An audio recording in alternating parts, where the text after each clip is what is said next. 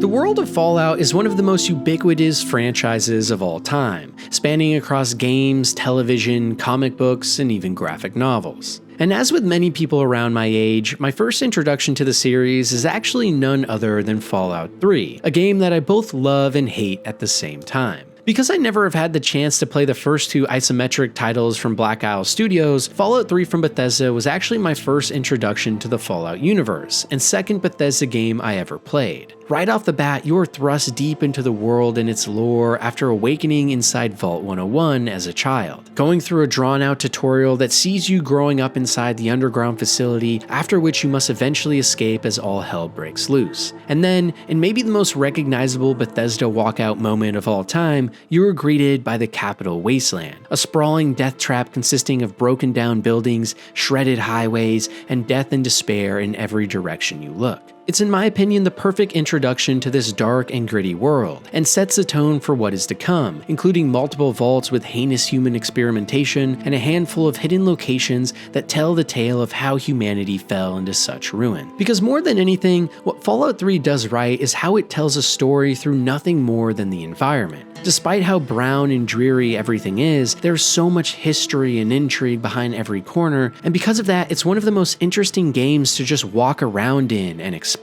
The special system used for leveling up your character includes insane perks like Bloody Mess, which sees your bullets shred enemies into a gory pile of blood as much as possible. And there's seemingly an unlimited amount of all-time great quests, like where you decide whether or not to set off a nuclear bomb sitting in the lonely town of Megaton. And really, more than anything, there's a reason that Fallout 3 is so well loved and adored by Bethesda fans. It came out at a time when the company could seemingly do no wrong and was one of the darlings of the industry. And despite the fact that for most people Fallout New Vegas is considered better, for me, I just thought the environmental storytelling and design of Fallout 3 was superior, in conjunction with writing that is much better than the studio is putting out nowadays, while still being quite a bit worse than what New Vegas could muster. Because at the end of the day, the thing that makes Bethesda games great as RPGs for me is the freedom they give you to explore different environments while you get swept up in the music and ambiance of it all. And in terms of this, Fallout 3 has Fallout New Vegas and its drab demeanor beat. But still, the actual Bethesda formula itself is just one that doesn't speak to me as much as other people, due to the fact that I really crave good writing and quest design in my RPGs on top of an amazingly built world. And yet, Fallout 3 is still a shining example of how to make a post-apocalyptic world interesting to live in